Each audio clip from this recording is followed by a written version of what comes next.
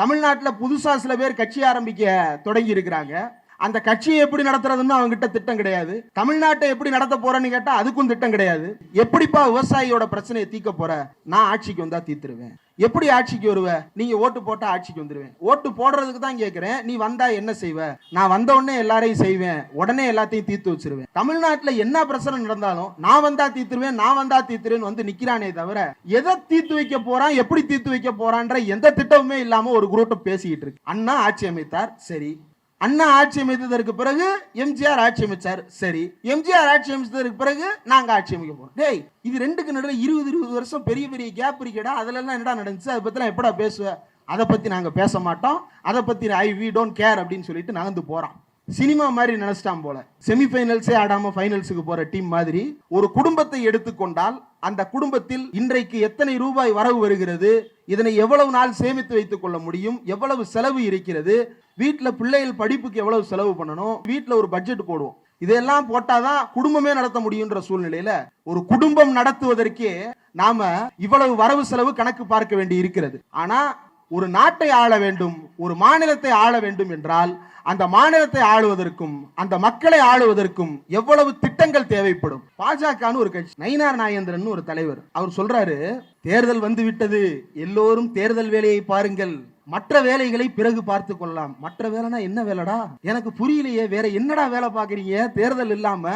அது வரைக்கும் மேக்ஸ்னா என்னன்னே தெரியாமல் இருந்து கொண்டிருந்த ஊடகங்களுக்கு அன்னைக்கு மேக்ஸ்னா என்னன்னு தெரிஞ்சிடும். ஏன் சொல்றேன்னா, வந்தா 5 லட்சம், பெருசா இருந்தா 10 லட்சம், வாய்க்கு வந்த கவுண்ட். அப்படித்தான் இப்ப நடிகர்களுக்கு எல்லாம் கணக்கு எழுதிட்டு இருக்கிறான். கோடிக்கணக்கான இளைஞர்களை திரட்டி கொண்டு வருகிறார். திரட்டிக்கிட்டு வாயேன், பனையூர்ல இருந்து திரட்டிக்கிட்டு செஞ்சாஜி கோட்டையை நோக்கி நடந்து போய் காட்டேன், எத்தனை இளைஞர்கள் உன் பின்னாடி இருக்கிறாங்கன்றது தெரியும்ல. நாங்கள் ஆட்சிக்கு வந்தால் எல்லாவற்றையும் மாற்றி அமைப்போம், நாங்கள் ஆட்சிக்கு வந்தால் எல்லா பிரச்சனைகளையும் தீர்த்து வைப்போம், ஆட்சிக்கு வருவதற்கு முன்பாக எந்த போராட்டத்தையும் செய்வீர்களா என்றால் நாங்கள் எதுவும் செய்ய மாட்டோம், எங்க சொந்த வீட்டு பிரச்சனையை கூட நாங்க பேச மாட்டோம், என் சொந்த படம் ரிலீஸ் ஆகலன்னா அதை பத்தி கூட பேச மாட்டேன்னு வாயை மூடிட்டு கம்முன்னு இருக்கிறான். ஒரு சின்ன பொண்ணு, அந்த பொண்ணு பேசுறாப்ல, கூட்டுறவன் 4 பொம்பளைய வச்சிருக்கான், குப்பை அள்ளுறவன் 10 பொம்பளைய வச்சிருக்கான், காசு இருக்கிறவன் எத்தனையோ பேரை வச்சிருக்கான், எங்க கிட்ட காசு இருக்கு, நாங்க யார வச்சிருந்தா என்னன்னு ஒரு சின்ன குழந்தை பேசுது. தமிழ்நாடு இன்றைக்கு தேர்தலை எதிர்கொண்டிருக்கிறது. இந்த தேர்தலை எதிர்கொண்டிருக்கிற சூழ்நிலையில் திராவிடர் விடுதலை கழகம் நடத்துகின்ற தொடரட்டும் தமிழ்நாட்டில் சாதனைகள் என்கின்ற இந்த கூட்டம் திமுக ஆட்சியை உறுதி செய்ய வேண்டும், மதவெறி கூட்டணியை விரட்டி அடிக்க வேண்டும் என்கின்ற முழக்கங்களோடு தமிழ்நாடு முழுவதும் 1000 கூட்டங்கள் என்கின்ற ஒரு இலக்கோடு, சென்னையில் மட்டும் கிட்டத்தட்ட 200 கூட்டங்களை நடத்த வேண்டும் என்கின்ற இலக்கோடு இது 9வது கூட்டம். மார்ச் 6ஆம் தேதி 2026 அன்று இந்த கூட்டம் நடைபெற்று கொண்டிருக்கிறது.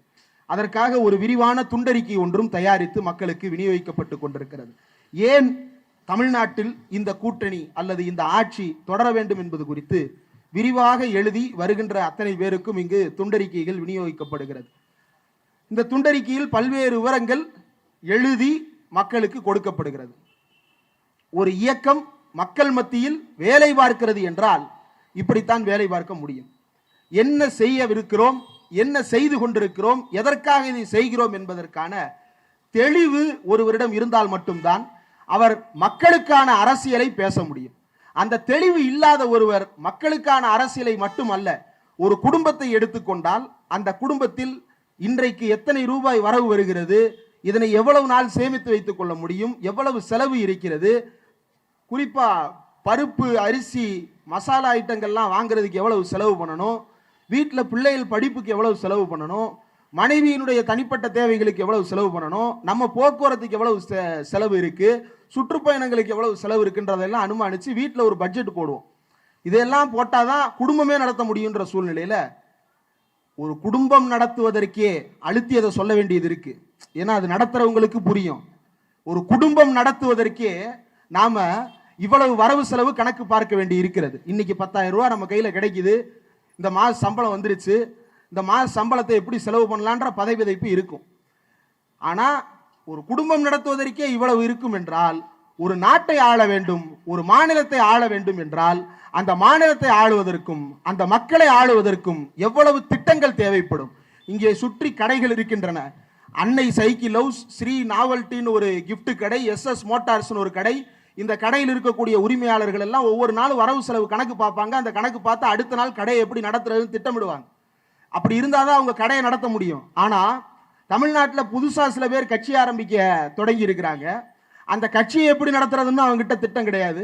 தமிழ்நாட்டை எப்படி நடத்த போறேன்னு கேட்டால் அதுக்கும் திட்டம் கிடையாது. உதாரணத்துக்கு சொல்லணும்னா, நம்மளுக்கெல்லாம் ஒரு நோய் வந்துருச்சு அப்படின்னா உடனே என்ன பண்ணுவோம்னா பேராஸ்டமால் வாங்கி போடுவோம். அது என்ன நோயாக இருந்தாலும் சரி, லேசாக தலைவலிக்கிற மாதிரி இருக்கு, கொஞ்சம் சளி பிடிச்ச மாதிரி இருக்கு, தொண்டை கொணகொணன்னு இருக்குது, மூக்கு ஒரு மாதிரி இருக்கு, உடம்புல ஏதோ ஒரு இடத்துல சின்னதாக ஒரு அரிப்பு இருக்கு, என்ன செய்யலாம் அப்படின்னு யோசிக்கும் போது பேராஸ்டமால் மாத்திரை வாங்கி முதல்ல நம்ம வீட்டளவில் போடுவோம். மருத்துவர் அறிவுரை கேட்டு தான் மாத்திரை போடணுன்றதுனால வழக்கமாக இப்படி போட்டுக்கிட்டு இருப்போம். பேராஸ்டமால் சர்வரோக நிவாரணியாக செயல்படும். பல நோய்களுக்கு பேராஸ்டமால் முதல் நிலையில் ஒரு மருத்துவ உதவியாக இருக்கிறது, போடுறோம். இப்போ சில பேர் தன்னை பேராஸ்டமால்னு நினச்சிட்டு சுற்றுறான். தமிழ்நாட்டில் விவசாயிகளுக்கு பிரச்சனை இருக்கா? ஆமாம், விவசாயிகளுக்கு என்னைக்கு தான் பிரச்சனை இல்லாமல் இருந்துச்சு? பிரச்சனை இருக்கு. எப்படிப்பா விவசாயியோட பிரச்சனையை தீர்க்க போற? நான் ஆட்சிக்கு வந்தால் தீர்த்துருவேன். எப்படி ஆட்சிக்கு வருவ? நீங்கள் ஓட்டு போட்டால் ஆட்சிக்கு வந்துடுவேன். ஓட்டு போடுறதுக்கு தான் கேட்குறேன். நீ வந்தா என்ன செய்வ? நான் வந்த உடனே எல்லாரையும் செய்வேன், உடனே எல்லாத்தையும் தீர்த்து வச்சிருவேன். தமிழ்நாட்டில் உரத்தட்டுப்பாடு எப்படி தீர்த்து வைக்க போற? நான் வந்தேன்னா எல்லாருக்கும் உரத்தை கொடுத்துருவேன். டே, நீ கொடுக்கறது இல்லடா முக்கியம், எங்கேருந்து உரத்தை வாங்குவேன் அதெல்லாம் எங்களுக்கு தெரியாது, நான் வந்தா கொடுத்துருவேன். தமிழ்நாட்டில் என்ன பிரச்சனை நடந்தாலும் நான் வந்தா தீர்த்துருவேன், நான் வந்தா தீர்த்துருவேன் வந்து நிற்கிறானே தவிர எதை தீர்த்து வைக்க போறான், எப்படி தீர்த்து வைக்க போறான்ற எந்த திட்டமுமே இல்லாமல் ஒரு குரூப் பேசிக்கிட்டு இருக்கு. இப்போ இப்படி இருக்கக்கூடிய சூழ்நிலையில தான் தமிழ்நாடு அரசியலை இன்றைக்கு தேர்தல் காலகட்டமாக எதிர்கொண்டிருக்கிறது. இந்த தேர்தல் காலகட்டம் என்று வரும்போது தான் தோழர் அஜித் வந்து ஒரு போட்டோ காட்டினாரு. தேர்தல் காலகட்டத்தில் எல்லாரும் தேர்தல் வேலை பார்ப்பாங்க இல்லையா? கட்சியோ இயக்கமோ யாரா இருந்தாலும் தேர்தல் வேலை பார்ப்பாங்க. தேர்தலே போட்டியிடாத இயக்கமா இருந்தால் இப்போ தோழர்கள் மாக்காய்க்கா தேர்தலில் போட்டியிடாத இயக்கம் தான். ஆனால் தேர்தலுக்கு அவங்க வேலையை பார்க்க மாட்டாங்களா? யாரை வீழ்த்த வேண்டும் என்ற இலக்கு அவர்களுக்கு இருக்கிறது, யார் வர வேண்டும் என்கின்ற இலக்கு அவர்களுக்கு இருக்கிறது, அதுக்காக வேலை பார்ப்பாங்க. பாஜகன்னு ஒரு கட்சி, நயினார் நாகேந்திரன் ஒரு தலைவர், அவர் சொல்றாரு, தேர்தல் வந்து விட்டது, எல்லோரும் தேர்தல் வேலையை பாருங்கள், மற்ற வேலைகளை பிறகு பார்த்து கொள்ளலாம். மற்ற வேலைனா என்ன வேலைடா? எனக்கு புரியலையே, வேற என்னடா வேலை பார்க்குறீங்க? தேர்தல் இல்லாம, தேர்தலே இல்லைன்னாலும் இப்போ இன்னைக்கு தான் ஆட்சி அமையுதுன்னு வச்சுப்போம். ஆட்சி அமைஞ்ச உடனே அடுத்த 5 வருஷம் கையில் இருக்கு. 5 வருஷம் கழிச்சு தேர்தல் வரப்போகுதுல்ல, அதை நோக்கி தானே வேலை பார்ப்பாங்க. தேர்தல் கட்சி தேர்தலே போட்டியிடலாம், அடுத்த 5 வருஷத்துல எலெக்ஷன் நடக்க போகுது, அந்த 5 வருஷத்தை நோக்கி தானே நகர்ந்துகிட்டு இருப்போம். அதுதானே இலக்கா இருக்க முடியும்.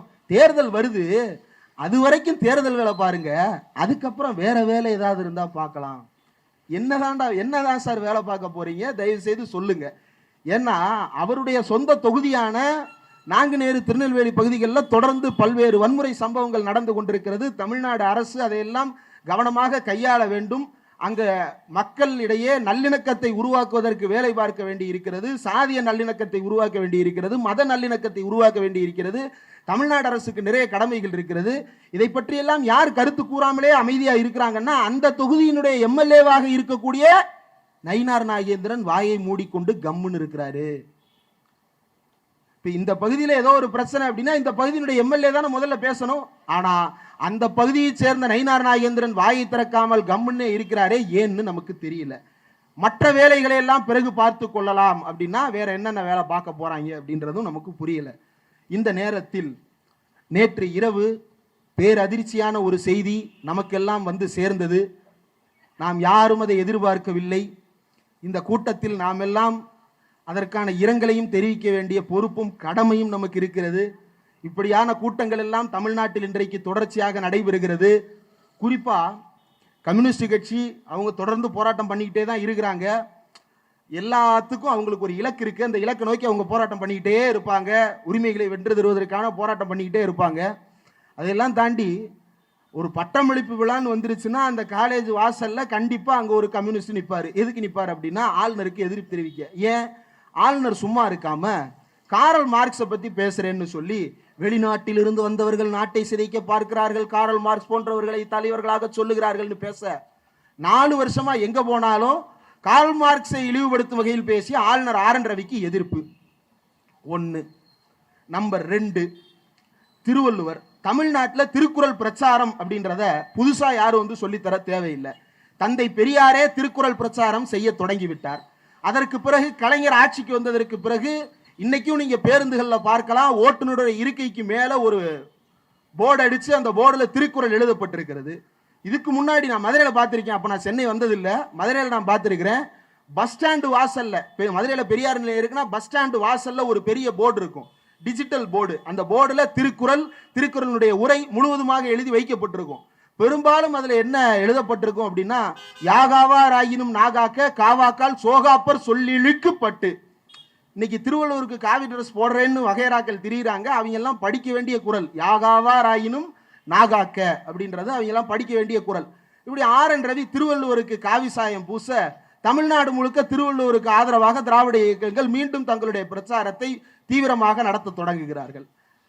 பெரியாரை தவிர்த்து தமிழ்நாட்டில் இருக்கக்கூடிய எல்லா பேரையும் சனாதனவாதின்னு எழுதிட்டான். நாளைக்கு உமாபதி தோழர்லாம் வந்து எதிர்காலத்தில் கவனமா இருக்கணும். உமாபதி தோழர், எட்வின் தோழர், அஜித் தோழர்லாம் கவனமா இருக்கணும். நாளைக்கு நாளை பின்ன வர்ற சந்ததிகள்கிட்ட உமாபதி தோழர் எவ்வளவு பெரிய சனாதனவாதி தெரியுமா, தோழர் சத்யா எவ்வளவு பெரிய சனாதனவாதி தெரியுமா, தோழர் லதா எவ்வளவு பெரிய சனாதனவாதி தெரியுமா, தோழர் கோவன் எவ்வளவு பெரிய, இப்படிலாம் பேசுறான்னு பேசுவான். நீங்க ஆச்சரியப்படாதீங்க.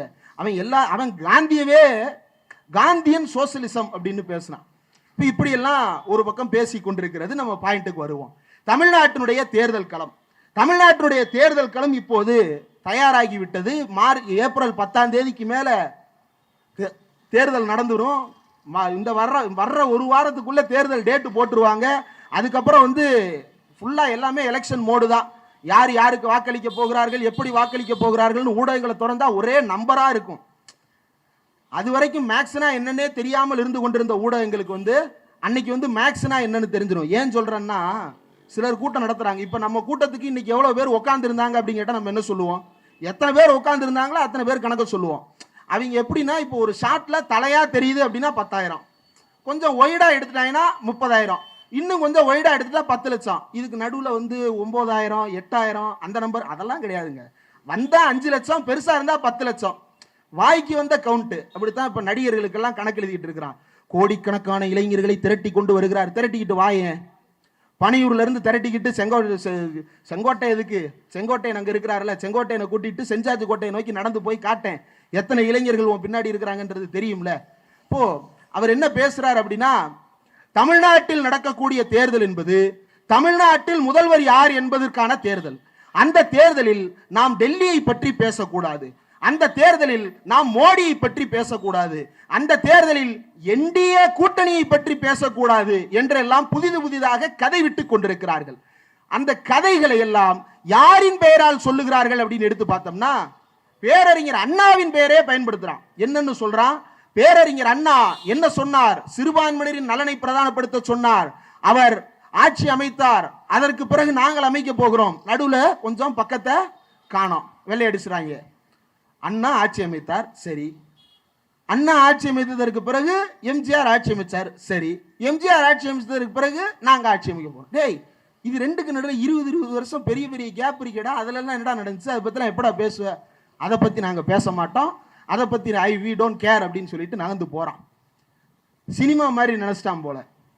செமிஃபைனல்ஸே ஆடாம ஃபைனல்ஸுக்கு போற டீம் மாதிரி இவன் வந்து பூத் ஏஜென்டே போடாம எலெக்ஷன்ல போட்டிக்கிட்டு ஆட்சியை பிடிக்க போறேன் அப்படின்னு உருண்டுகிட்டு திரியிறானுங்க. இன்றைக்கு என்ன நாள் என்பது ரொம்ப முக்கியமானது. 1967ஆம் ஆண்டு இதே மார்ச் மாதம் 6ஆம் தேதி பேரறிஞர் அண்ணா தமிழ்நாட்டினுடைய முதலமைச்சராக பொறுப்பேற்றார். அன்று தலை நிமிர்ந்தது தமிழகம். இன்று வரை தலைகுனியாமல், சனாதனத்திற்கு நுழைவு கொடுக்காமல், எந்த தேசிய கட்சிகளுக்கும் இடம் கொடுக்காமல் தமிழ்நாடு தமிழருக்கே என்கின்ற உரிமையை நிலைநாட்டியவர் பேரறிஞர் அண்ணா. அந்த உரிமையை நிலைநாட்டிய நாள் மார்ச் 6ஆம் தேதி. இந்த 6ஆம் தேதி ரொம்ப ரொம்ப முக்கியமான நாள் வரலாற்றில். ஏன் முக்கியமான நாள்? பேரறிஞர் அண்ணா ஆட்சிக்கு வந்தார். எப்படி ஆட்சிக்கு வந்தார்? பேரறிஞர் அண்ணா எந்த அரசியலை பேசி ஆட்சிக்கு வந்தார்? ஏன் அவர் இயக்கத்தை உருவாக்கினார்? ஏன் அவர் தேர்தலில் போட்டியிட்டார்? தேர்தலில் யாருக்கு எதிராக போட்டியிட்டார்? தான் சாகும் வரை யாருக்கு எதிராக பேசிக் கொண்டிருந்தார் என்றால், அவருடைய பேச்சு மொத்தத்தையும் ஒரே ஒரு வரியில் நீங்கள் சுருக்கி புரிந்து கொள்ள வேண்டும் என்றால், அவர் டெல்லி ஏகாதிபத்தியத்திற்கு எதிராக தன்னுடைய அரசியலை காலமெல்லாம் பேசினார், வாழ்ந்தார், செயல்பட்டார்.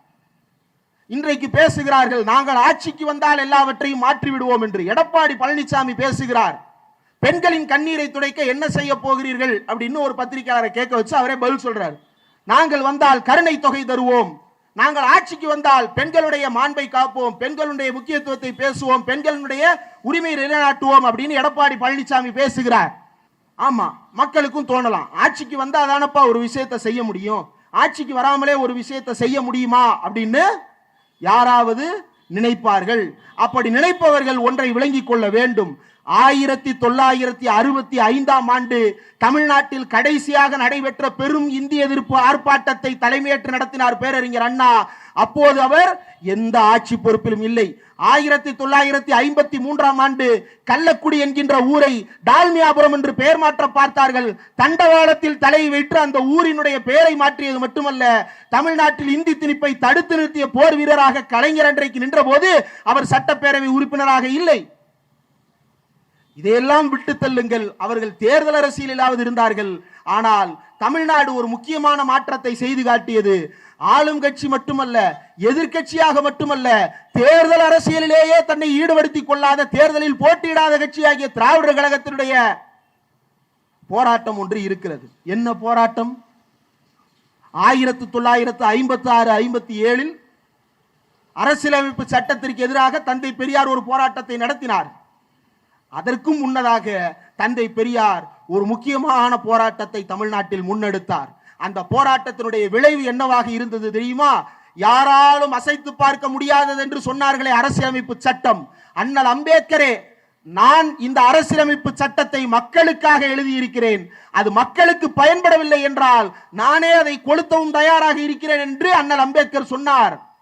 அந்த அம்பேத்கர் சொன்னதை நிறைவேற்றுகின்ற வகையில் எந்த விதமான தேர்தல் அரசியல் பொறுப்புகளிலும் இல்லாத தந்தை பெரியார் நடத்திய போராட்டத்தினுடைய விளைவு அரசியலமைப்பு சட்டம் முதன்முறையாக திருத்தப்பட்டது.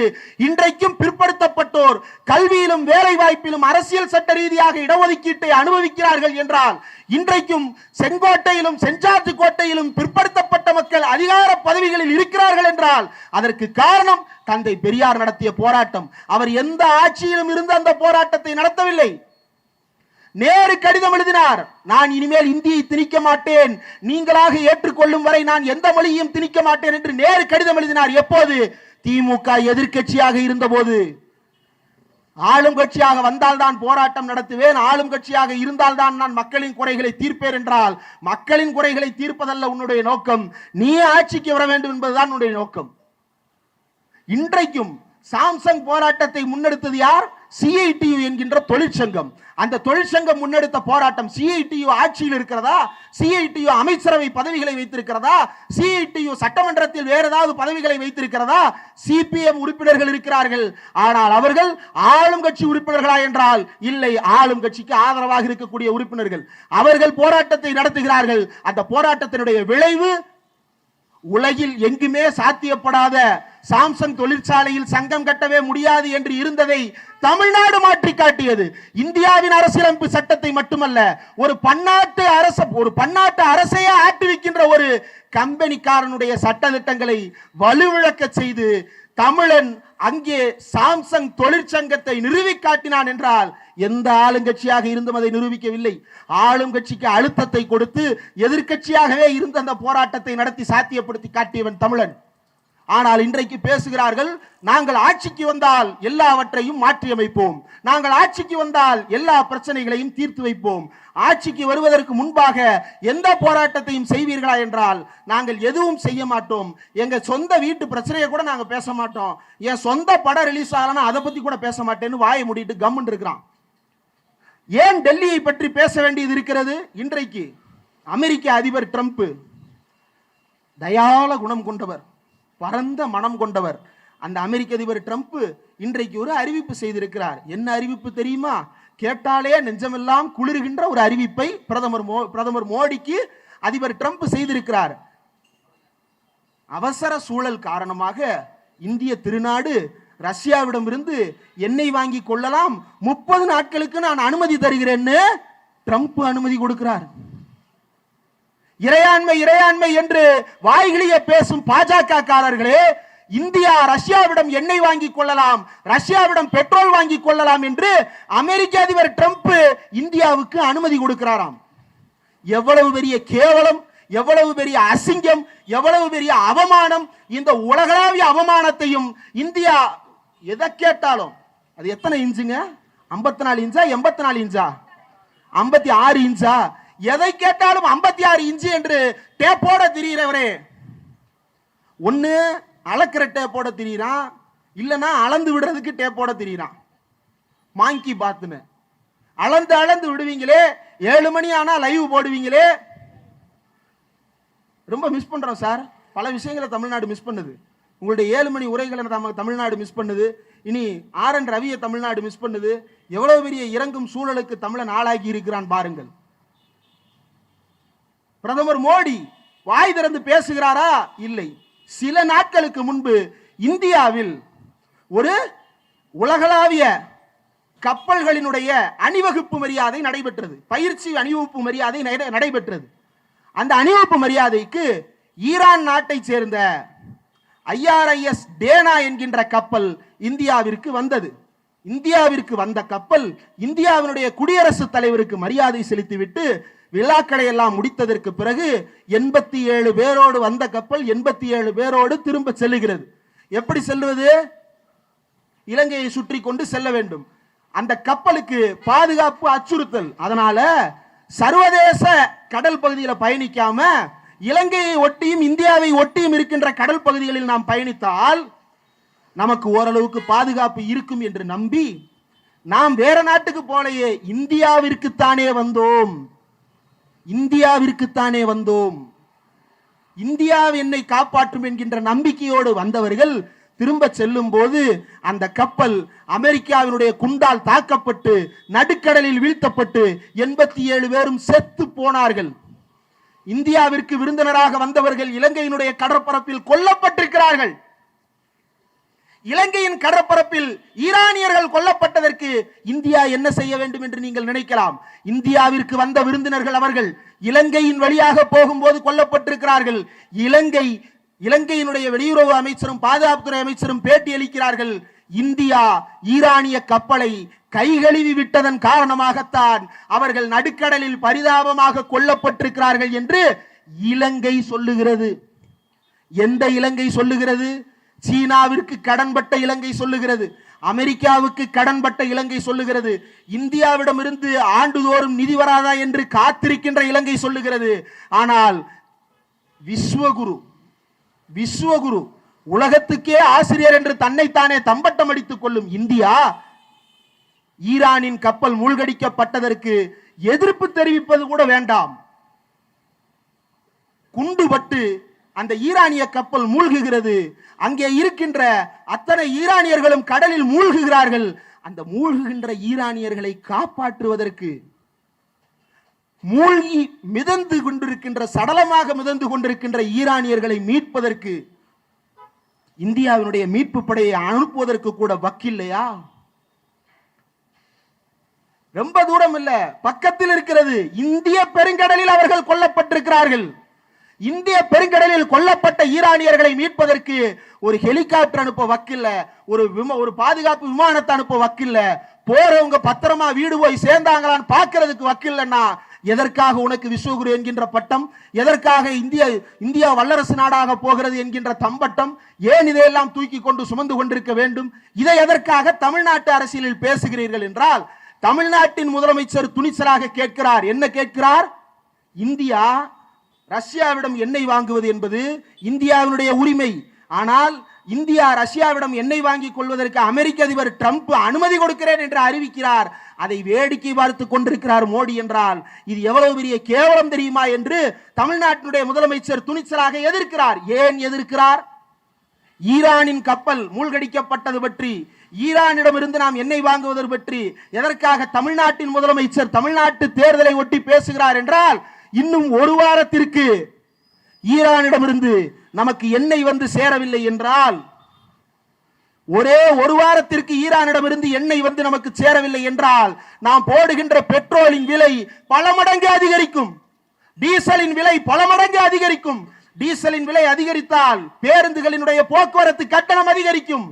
டீசலினுடைய விலை அதிகரித்தால் பெரிய பெரிய சரக்குந்துகளின் விலை அதிகரிக்கும். சரக்குந்துகளின் ஓட்ட விலை அதிகரித்தால் காய்கறியின் விலை அதிகரிக்கும்.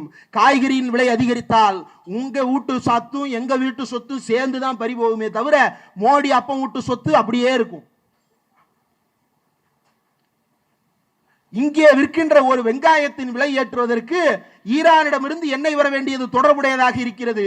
இப்போது சொல்லுங்கள், விலைவாசி ஏற்றத்தை கட்டுப்படுத்த டெல்லியை நாம் கட்டுப்படுத்த வேண்டுமா இல்லையா? டெல்லியை கட்டுப்படுத்தாமல் தமிழ்நாட்டினுடைய விலைவாசியை எப்படி நாம் கட்டுப்படுத்த போகிறோம்? ஆனால் வெட்கமே இல்லாமல் கேட்கிறார்கள், நீங்கள் என்ன டெல்லியில் போட்டியிட போகிறீர்களா? இதனை தமிழ்நாட்டுக்கும் டெல்லிக்கும் இடையிலான தேர்தல் என்று சொல்லுகிறீர்களே என்று வெட்கமே இல்லாமல் ஒருவர் கேட்கிறார். தமிழ்நாட்டை நேரடியாக பாதிக்கக்கூடியது, இந்தியாவில் இருக்கக்கூடிய ஒவ்வொரு மனிதனையும் நேரடியாக பாதிக்கக்கூடியது ஈரானில் நடக்கின்ற யுத்தம். ஆனால் மோடி அமைதியாக இருக்கிறார். சரி, ஈரான் அயல் நாட்டு விவகாரத்தை தான் பேச மறுக்கிறார் என்றால், ட்ரம்ப் நம்ம நாட்டின் மீது நேரடியாக வரியை போடுகிறார். அந்த வரி விதிப்புக்கு எதிராக பிரதமர் மோடி ஏதாவது பேசுகிறாரா என்றால், கையெழுத்து போட தயாராக இருக்கிறேன், கொடுங்கள் தாளை என்று பேனாவோடு நிற்கிறார். இப்படிப்பட்ட ஒரு பிரதமர் இந்தியாவில் இப்போது நமக்கு ஆட்சி நடத்தி கொண்டிருக்கிறார். டெல்லிக்கும் தமிழ்நாட்டுக்கும் தொடர்பே இல்லையா? டெல்லிக்கும் தமிழ்நாட்டிற்கும் எந்த விதமான சண்டையும் இல்லையா? தமிழ்நாட்டு மாணவர்கள் பள்ளிக்கூடங்களில் பாடம் படிக்க போகிறார்கள். அவர்கள் படிக்கின்ற பாட புத்தகங்கள் நல்ல வகையில் வடிவமைக்கப்பட வேண்டும் என்றால் அதற்கு நல்ல நிதி வேண்டும். நிதி வேண்டும் என்றால் டெல்லி அதை கொடுக்க வேண்டும். தமிழ்நாட்டிற்கு இன்றைக்கு 100 ரூபாய் வருமானம் வருகிறது என்றால் 100 ரூபாயில் 44 ரூபாய் தமிழ்நாட்டினுடைய சொந்த வரி வருவாய், 6 ரூபாய் சொந்த தமிழ்நாட்டினுடைய வரி அல்லாத வருவாய். மீதி 50 ரூபாய் எங்கிருந்து வர வேண்டும்? ஒன்றிய அரசாங்கத்திடமிருந்து வர வேண்டும்.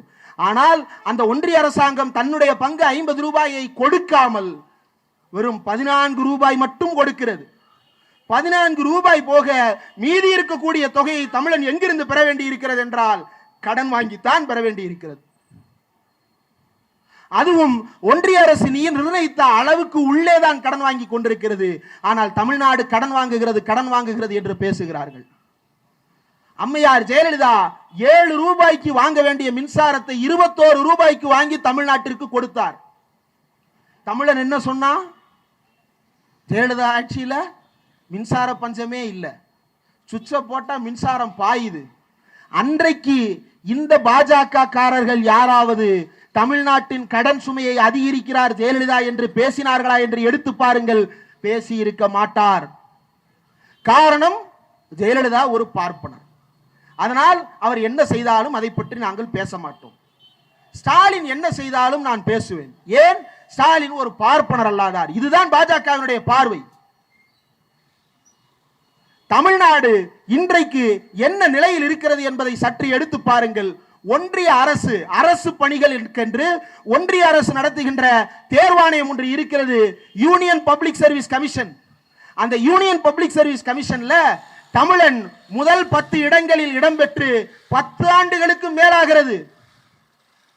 10 வருடங்களாக யூபிஎஸ்சி அதாவது ஐஏஎஸ் ஐபிஎஸ்களுக்கான தேர்வில் தமிழன் முதல் 10 இடங்களுக்குள் வரவே முடியவில்லை. அம்மையார் ஜெயலலிதாவுடைய ஆட்சியிலும் வர முடியவில்லை, எடப்பாடி பழனிசாமி ஆட்சியிலும் வர முடியவில்லை.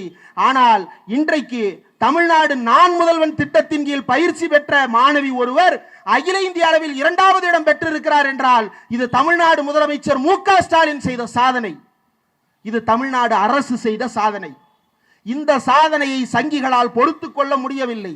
தமிழன் முன்னேறி வருவதை அவர்களால் பொறுத்துக் கொள்ள முடியவில்லை. இந்தியா முழுவதும் அகில இந்திய அளவில் தேசிய அளவிலான அரசு பணியிடங்கள் இருக்கின்றன. அந்த அரசு பணிகளில் பெண்களுடைய சதவீதம் எவ்வளவு தெரியுமா? 18%. ஒன்றிய அரசாங்கத்தின் வேலைகள்ல சென்ட்ரல் கவர்மெண்ட் ஜாப்ல பெண்களுடைய வேலை வாய்ப்பு சதவீதம் 18%.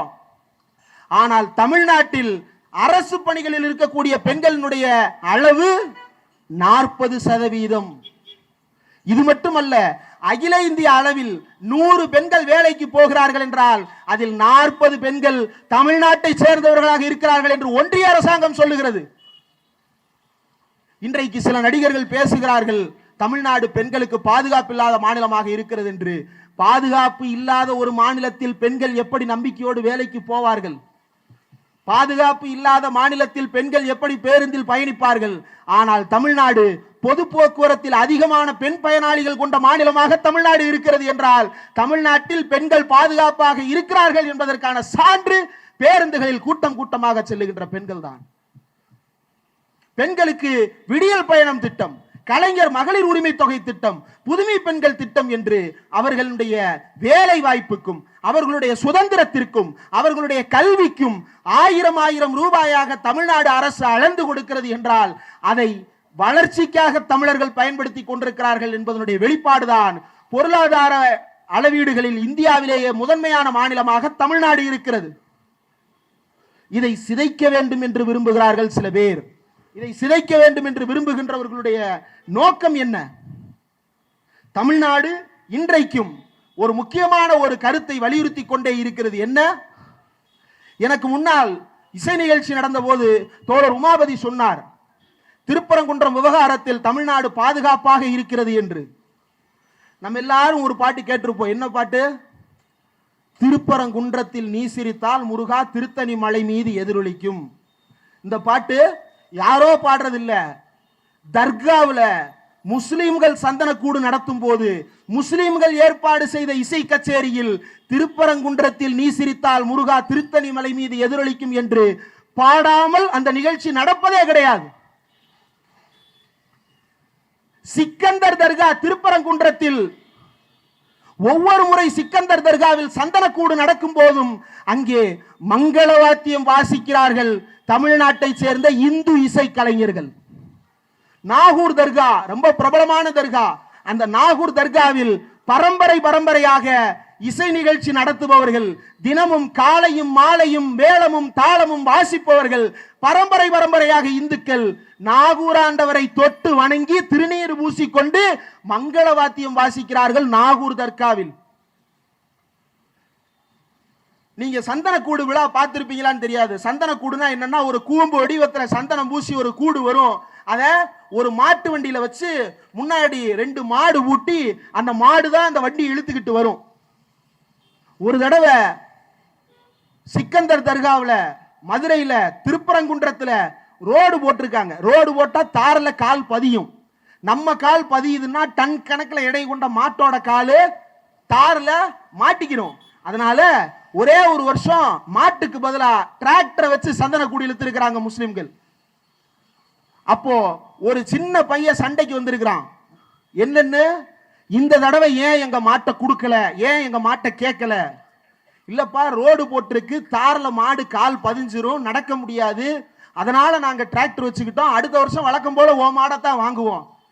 மாடு ஓடுமா ஓடாதான்னு நான்ல சொல்லணும், நீ யாரு முடிவு பண்றதுக்குன்னு கேட்டாங்க. அந்த மாட்டை கொடுக்கிற பையன் பேர் என்ன தெரியுமா? அழகு முருகன்.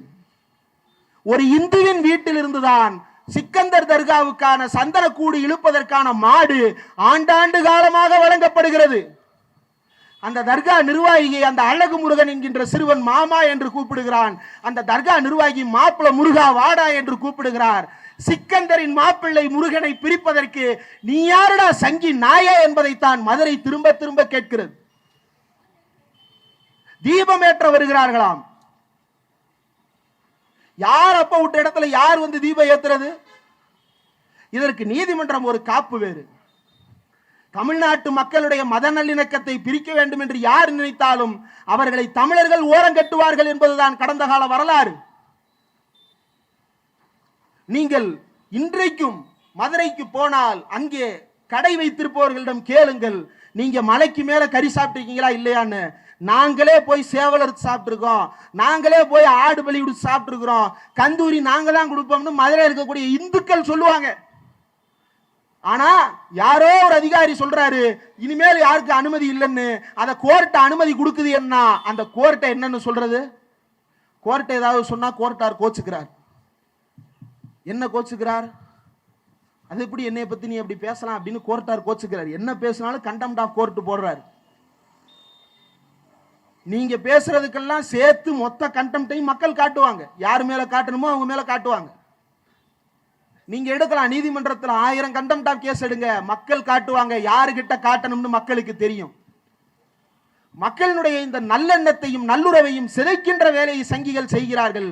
இன்றைக்கு காலையில் அமைச்சர் சேகர்பாபு சொல்கிறார். அமைச்சர் சேகர்பாபு யாரு? வருடம் தவறாமல் ஐயப்பன் கோவிலுக்கு மாலை போட்டுவிட்டு நடந்து மலை ஏறி அங்க இருமுடி தரிசனம் செய்துவிட்டு வருபவர். அவர் சொல்லுகிறார், தமிழ்நாட்டில் 130க்கும் மேற்பட்ட அறநிலையத்துறையின் இந்து கோவில்களுடைய நிகழ்ச்சியில் தமிழ்நாடு முதலமைச்சர் மு க ஸ்டாலின் கலந்து கொண்டிருக்கிறார் என்று. இந்த அரசாங்கத்தை பார்த்து இந்து அரசாங்கம்னு சொல்றான். கோச்சுக்கணும்னா நாத்தியர்கள் தான் கோச்சுக்கணும், இவனுங்க ஏன் கோச்சுக்கிறாங்கன்னு தெரியல. புரட்சிகர இயக்கங்கள் தான் கோச்சுக்கணும், நீங்க ஏன்டா கோச்சுக்கிறீங்க? உங்களுக்கு தான்டா எல்லாத்தையும் இந்த அரசாங்கம் பார்த்து செய்து. தமிழ்நாடு அரசாங்கம் கோயில்களுக்கு மட்டும் செய்கிறதா? தமிழ்நாட்டினுடைய மானத்தை காப்பதற்கான வேலைகளை தமிழ்நாடு அரசு செய்கிறது. பெண்களின் மானத்தை காக்கிறது இந்த அரசு, மாணவர்களுடைய மானத்தை காக்கிறது இந்த அரசு, தமிழர்களுடைய மொழியை காக்கிறது இந்த அரசு. பெண்களுடைய உரிமையை காப்பதற்கோ, திருப்பரங்குன்றத்தில் மத நல்லிணக்கத்தை காப்பதற்கோ, பெண்களுடைய உரிமையை காப்பதற்கோ, மாணவர்களுடைய நலனை காப்பதற்கோ அஇஅதிமுகவோ தாவேகாவோ நாம் தமிழரோ ரோட்டுக்கு வந்து போராடி யாராவது ஒருவர் இந்த தெருவில் பார்த்திருப்பீர்களா? வரமாட்டான். ஏன்னா அவனுக்கு அது நோக்கமே கிடையாது. எடப்பாடி சொல்கிறாரே பெண்கள் பாதிக்கப்படுகிறார்கள்னு. எந்த வகையில் பாதிக்கப்பட்டிருக்கிறார்கள்? யாரால் பாதிப்புக்குள்ளாக்கப்பட்டார்கள்? மணிப்பூரில் நிர்வாணமாக்கப்பட்டு இழுத்து வரப்பட்டார்கள் பெண்கள்.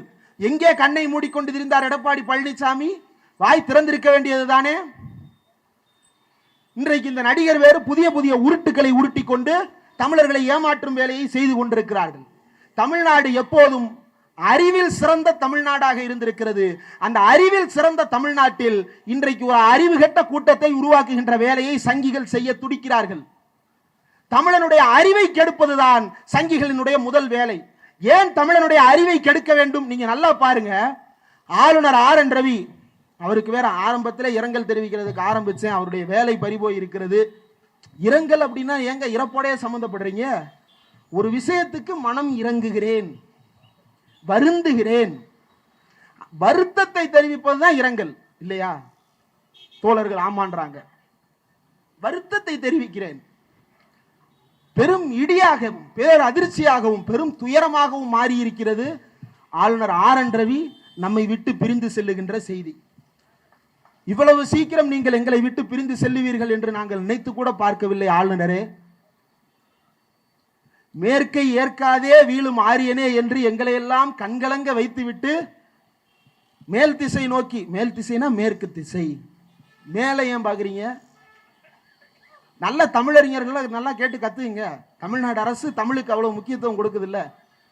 மேல் திசை நோக்கி, மேற்கு திசை நோக்கி, மேற்கு வங்காளத்திற்கு போகிறார் ஆளுநர் RN ரவி. வருத்தமாக இருக்கிறது. ஒரு நாகரீகமான முதலமைச்சரிடமே உன்னால் நாவடக்கி இருக்க முடியவில்லையே. அதற்காக அவர் நாகரீகமற்றவர்ன்றது இல்ல, இவர் ஒரு எல்லையோட நின்னுக்குவாரு. என்ன பண்ணுவாரு? தமிழ்நாடு முதலமைச்சர் கோர்ட்டுக்கு போவார், இல்லைன்னா ரோட்டில் தொண்டர்களை ஆர்ப்பாட்டம் செய்ய சொல்லுவார். இவ்வளவுதான் நடக்கும். நீ போ மேற்கு வங்காளத்துக்கு போ, அங்க எங்க அக்கா ஒருத்தி இருக்கா.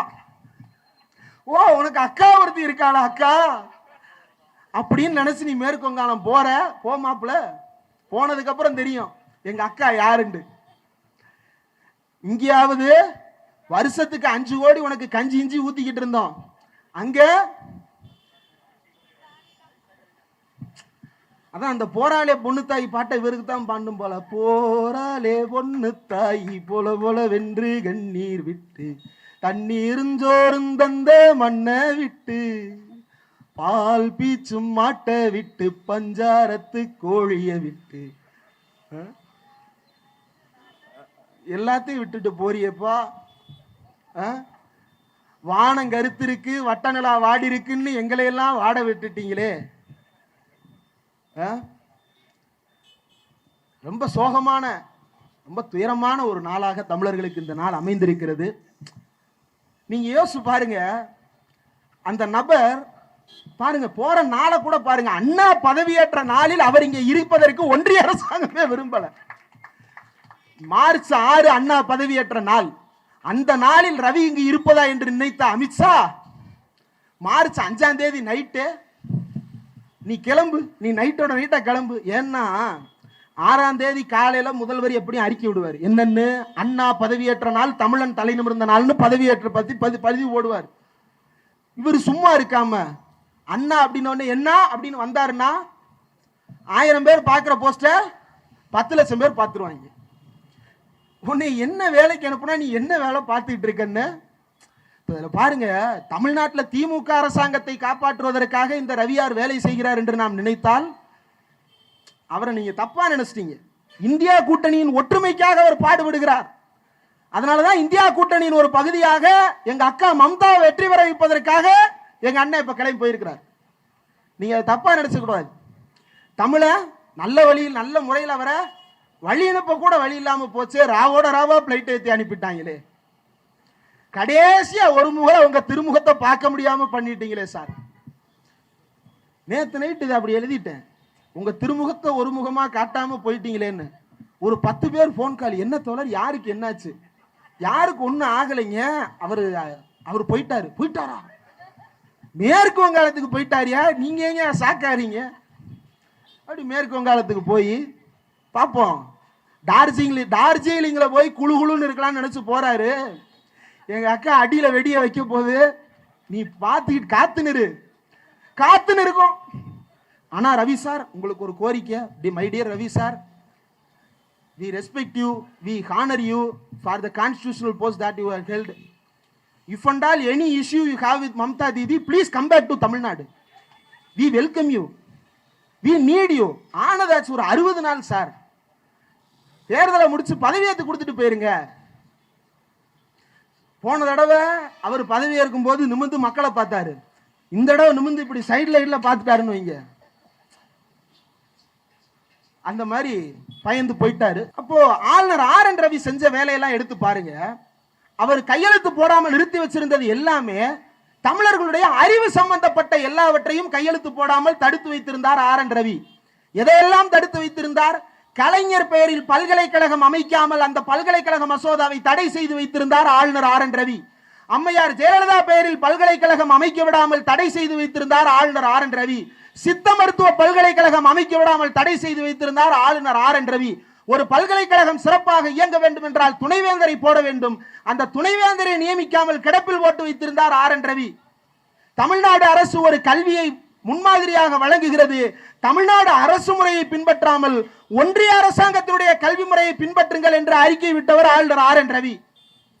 ஏன் ஒன்றிய அரசாங்கத்தினுடைய நடவடிக்கையை பின்பற்ற சொல்லுகிறார் ரவி? அதுலதான் வேதம், உபநிடதம் இதெல்லாம் சொல்லி கொடுக்கிறான்.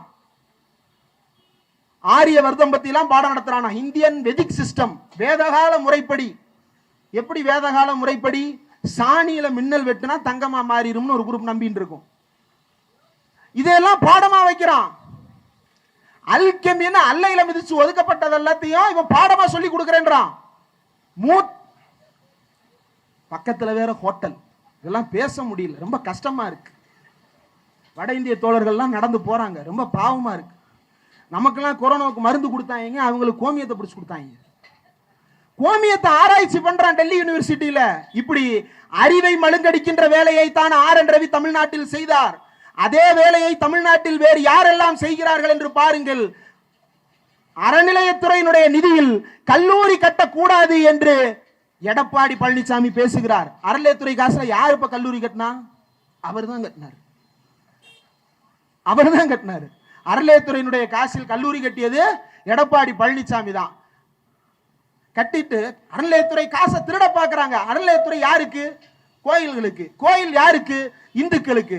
இந்துக்கள் என்பவர்கள் யார்? மக்கள். அந்த மக்கள் கல்வி பயிலுவதற்கு அந்த காசில் கல்வி நிலையம் கட்டலாமா கூடாதா என்றால் கூடாது என்கிறார் எடப்பாடி பழனிசாமி. நன்றாக பாருங்கள்.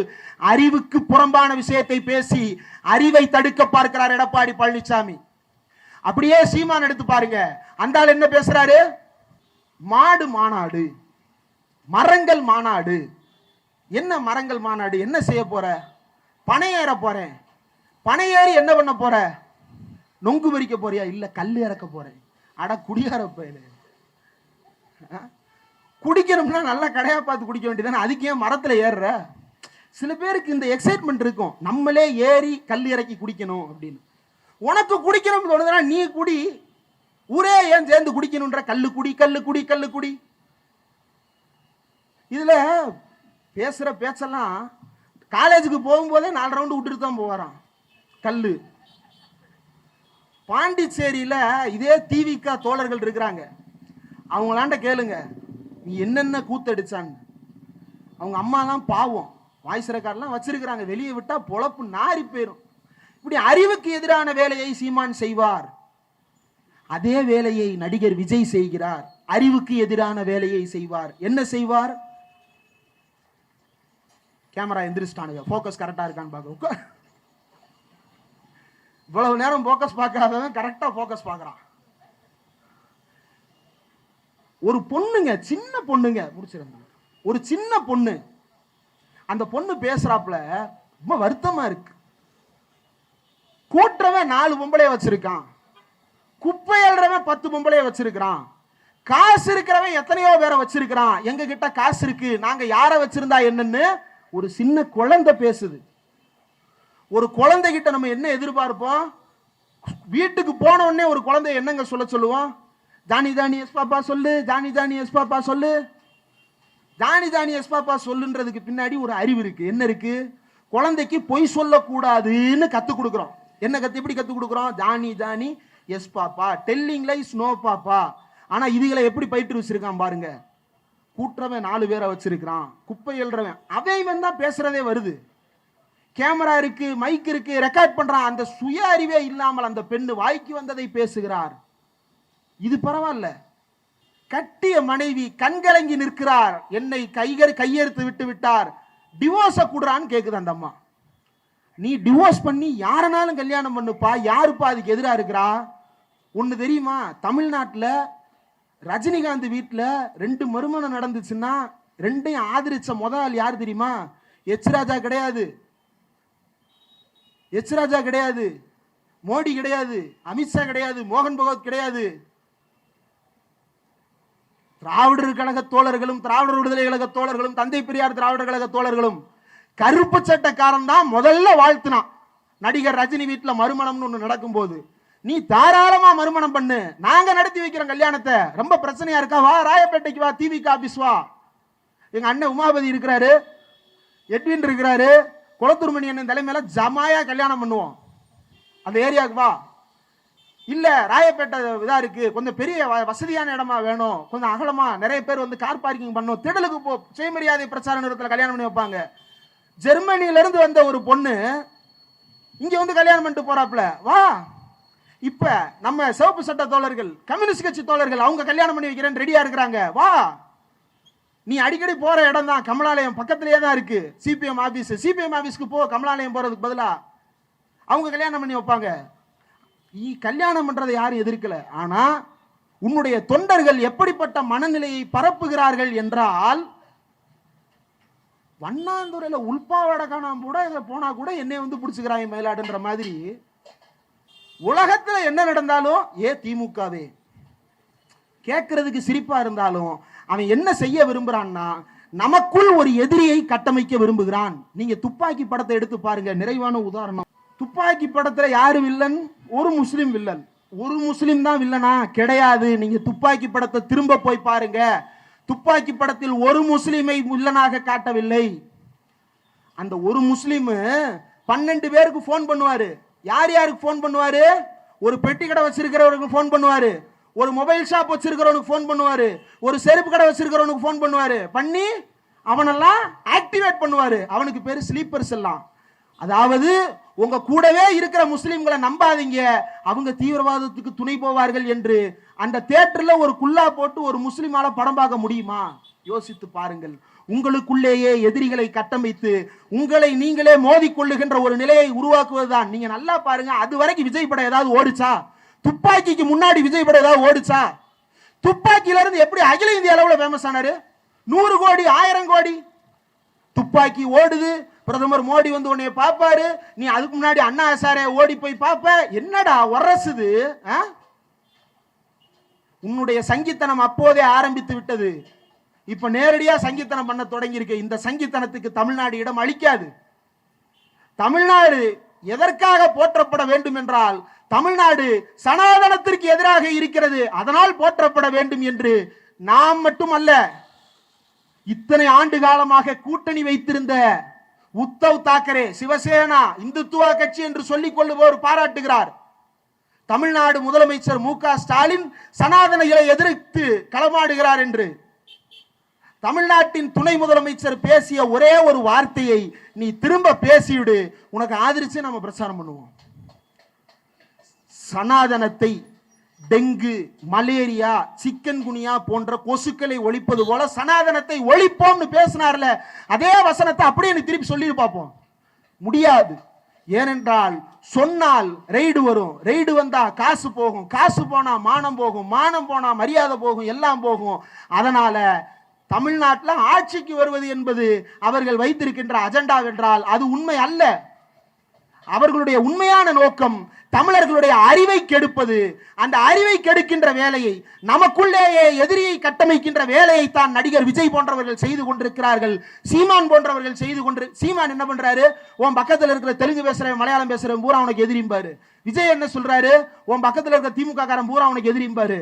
சங்கி என்ன சொல்லுவான், உன் பக்கத்தில் இருக்கிற முஸ்லிம் கிறிஸ்டின் பூரா உனக்கு எதிரிம்பா. மிஞ்சி இருக்கிறது யாரு? திராவிடர்களாகிய நாம் தான்.